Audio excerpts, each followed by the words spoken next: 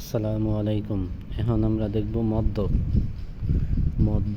মদ্যক নির্ণয়টা আমরা এখন শিখব। মদ্যক নির্ণয়। মদ্যক 3 নিয়মে করা যায়। মদ্যক করা যায় কয় নিয়মে? 3 নিয়মে। প্রথম নিয়ম,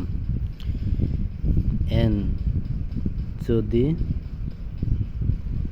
বিজোড় হয়, n যদি কি হয়? বিজোড় হয়,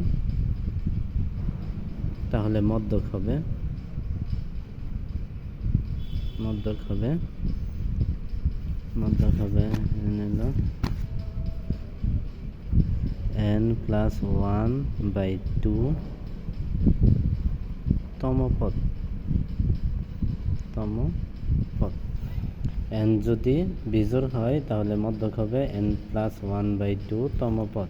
যেমন একটা উদাহরণ দেই, যদি এরকম থাকে যে 12, 14, 15, 17, 19, 20, 23 এরকম যদি থাকে, এই উপাত্তগুলো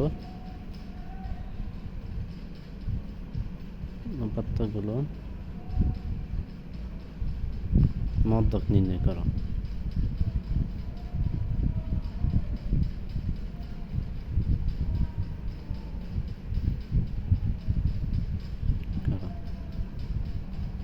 তাহলে সমাধান,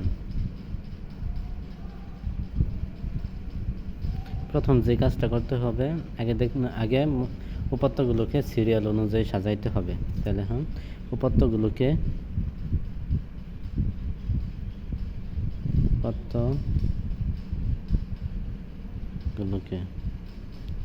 ছোট থেকে বড় অনুযায়ী সাজিয়ে পাই।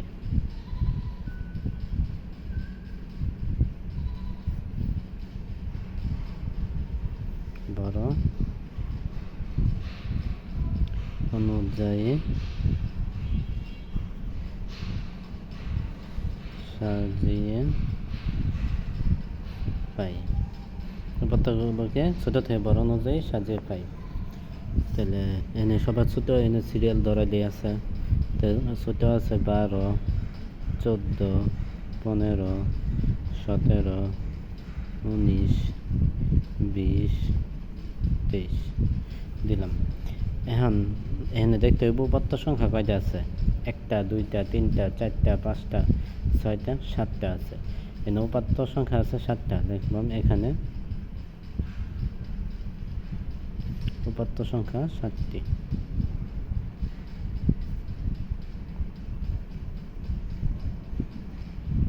সংখ্যা n = 7। এখানে উপাত্ত সংখ্যা আছে 7টা। 1টা, 2টা, 3টা, 4টা, 5টা, 6টা, 7টা। তো n = 7। তাহলে এনে বলছিলাম n যদি বিজোড় সংখ্যা হয়, 7 একটা বিজোড় সংখ্যা। তো n যদি বিজোড় সংখ্যা হয় তাহলে মদ্যক নির্ণয়ের সূত্র হলো এটা। তাহলে সুতরাং মদ্যক